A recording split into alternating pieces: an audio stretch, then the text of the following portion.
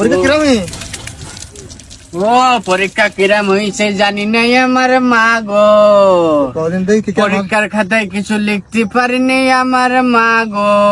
কি পরীক্ষা স্যার কি পরীক্ষা স্যার কি কি পরীক্ষা স্যার পরীক্ষা সেল জানি নাই আমি মা গো। তো মোটাও লিখিস না মোটে কিছু লিখতে পারিনি আমার মা গো।